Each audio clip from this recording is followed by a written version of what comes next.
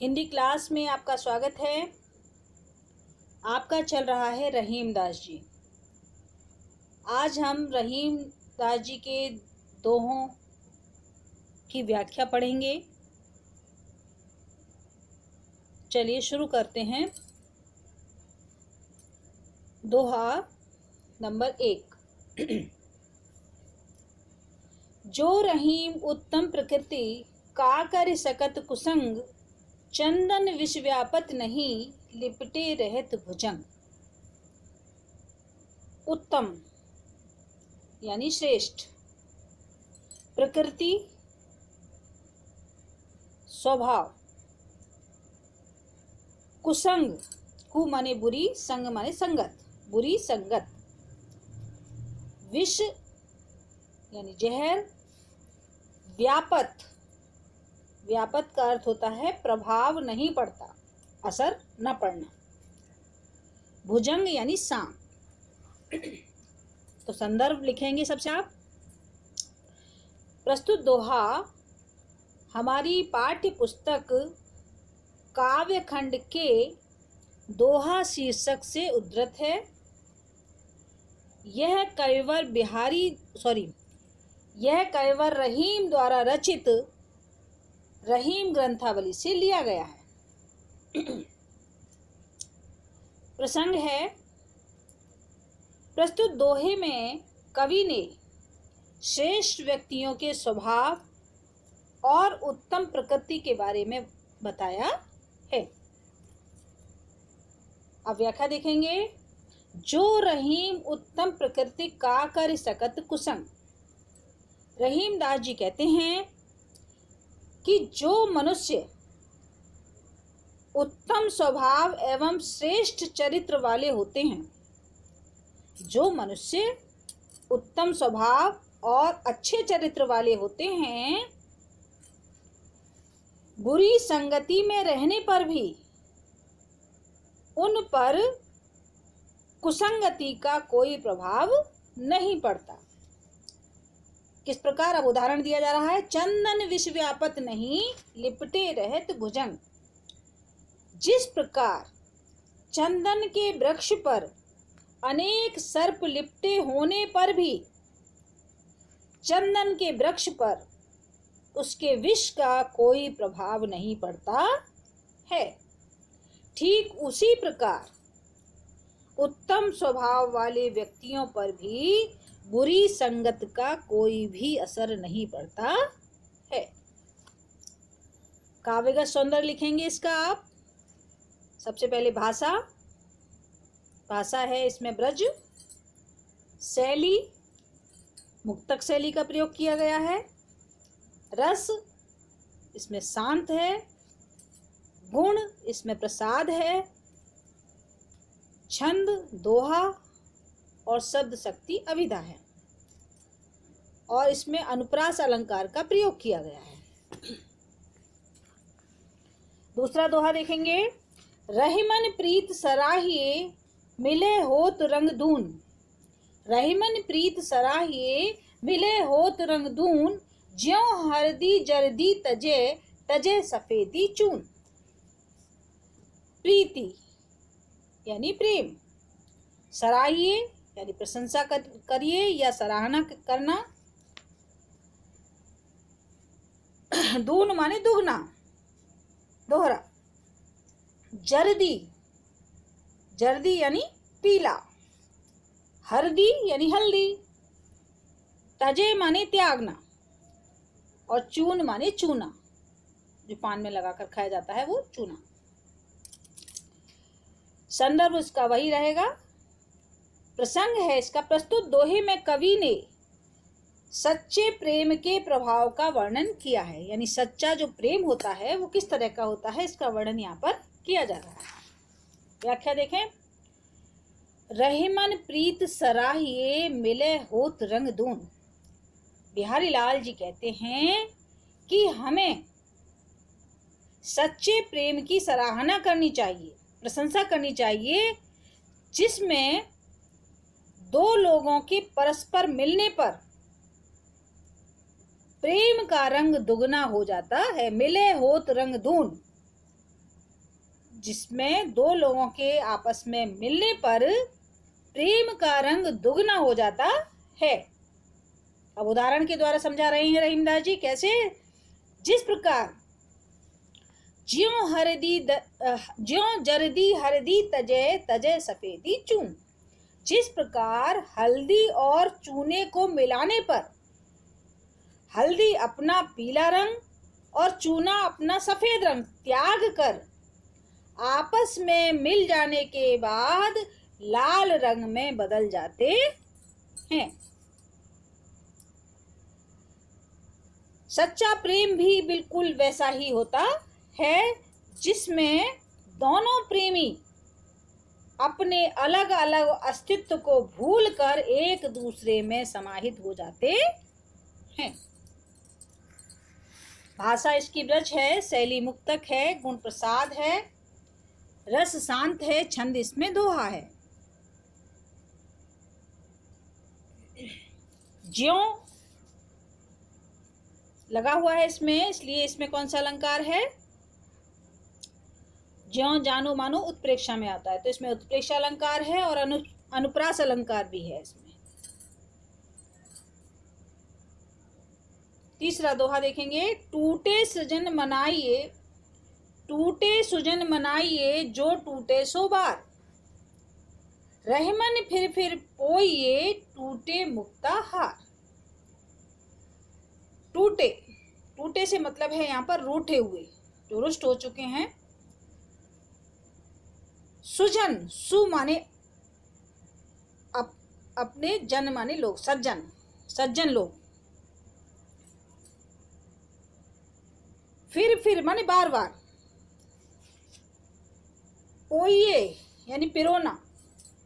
मुक्ता हार, मुक्ता यानी मोती, हार माने हार, मोतियों का हार या मोतियों की माला। प्रसंग है इसका। प्रस्तुत दोहे में कवि ने बताया है कि श्रेष्ठ मनुष्यों के रुष्ट हो जाने पर उन्हें बार बार मनाना चाहिए। जब सज्जन पुरुष जब आपसे रूठ जाते हैं तो हमें उन्हें मना लेना चाहिए। व्याख्या देखें। टूटे सुजन मनाइए जो टूटे सो बार। रहीमदास जी कहते हैं कि यदि कोई सज्जन हमसे 100 बार भी रूठ जाए तो उसे 100 बार ही मना लेना चाहिए। यानी जितनी बार वो रूठता है उतनी बार हमें उसे मना लेना चाहिए। जिस प्रकार मोतियों की माला टूट जाने पर उसे बार बार पिरोया जाता है,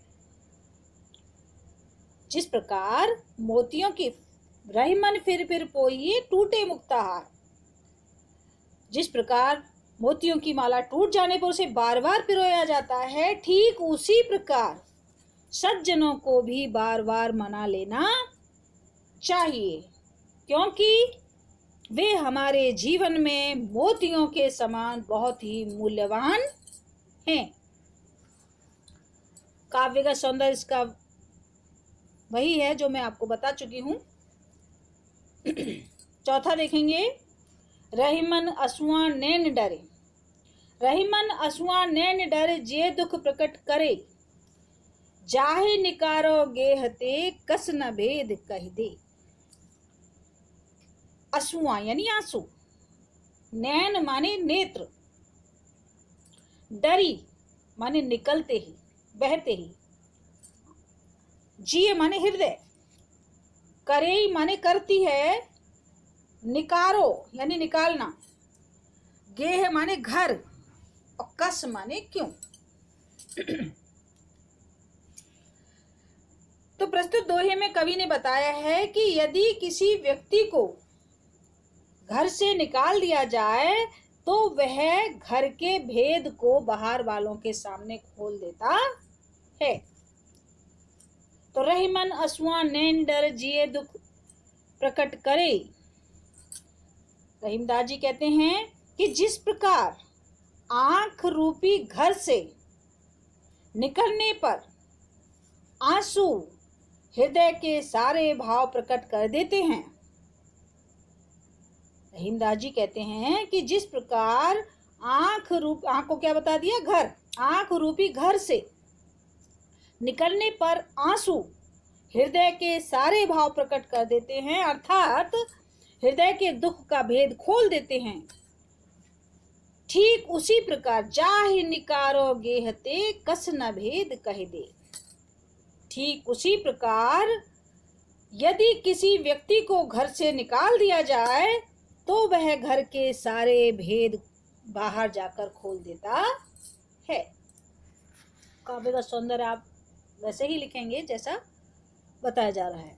5वां देखेंगे, कहे रहीम संपत्ति सगे बनत बहुत बहुरीत, विपत्ति कसौटी जे कसें ते ही सांचे मीत। सगे संबंधी यानी अपने लोग, स्वजन। रीत माने परंपरा। विपत्ति कसौटी यानी विपत्ति यानी परेशानी, कसौटी यानी परीक्षा। कसें यानी परखें, ते ही माने वह, सांचे माने सच्चे, मीत माने मित्र। प्रस्तुत दोहे में कवि ने सच्चे मित्र के लक्षण बताए हैं, यानी सच्चा मित्र कैसा होता है ऐसा यहाँ बता रहे हैं। कौन? रहीमदास जी। व्याख्या देखें, कहे रहीम संपत्ति सके बनत बहुत बहुरीत। रहीमदास जी कहते हैं कि धनवान होने पर तो अनेक लोग तथा सगे संबंधी मित्र बन जाते हैं। धनवान होने पर तो अनेक लोग तथा सगे संबंधी मित्र बन जाते हैं। विपत्ति कसौटी जे कसे ते ही सांचे मीत। लेकिन जो विपत्ति में, परेशानी में, दुख के समय जो हमारा साथ देते हैं, हमारे साथ रहते हैं, हमारा साथ नहीं छोड़ते हैं, वही वास्तव में सच्चे मित्र होते हैं। 6 देखेंगे, जाल परे जल जात बही तज मीनन को मोह।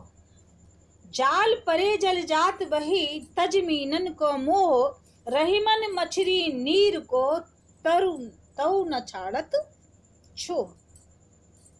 देखिए कितनी अच्छी बात कही गई है। दही वही माने बहना, तज माने त्याग कर, मीन माने होती है बच्चों मछली, नीर माने जल, तऊ माने तब भी, छाड़त माने छोड़ना, छोह माने प्रेम। तो प्रस्तुत दोहे में कवि ने मछली के माध्यम से सच्चे प्रेम के स्वरूप का वर्णन किया है, यानी सच्चा प्रेम कैसा होता है। तो किसके माध्यम से बता रहे हो? मछली के माध्यम से। व्याख्या देखें, जाल परे जल जात बही तज मीनन को मोह।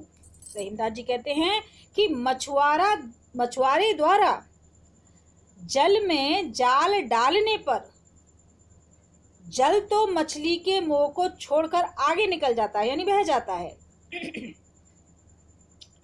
लेकिन रहीमन मछली नीर को तऊ न छाड़त छो। लेकिन मछलियां जल के प्रति अपने मोह या प्रेम को नहीं छोड़ पाती हैं। जल का साथ छूटने पर वह अपने प्राण त्याग देती हैं। अर्थात कहने का क्या तात्पर्य है कि सच्चे प्रेमी कभी भी अपने साथी का साथ नहीं छोड़ते, इसके लिए चाहे उन्हें अपने प्राण ही क्यों ना देने पड़े।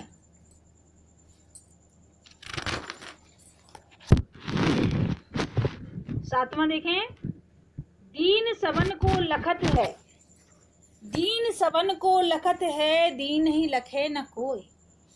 जो रहीम दीन ही लखे, दीन बंधु सम होए। दीन माने गरीब, दुखी, परेशान व्यक्ति। सबन माने सभी को, लखत माने देखता है, लखे यानी कृपा दृष्टि रखना, दीन बंधु यानी दीनों के भाई, दीन दुखियों का भाई। सम माने समान, होय माने होते हैं।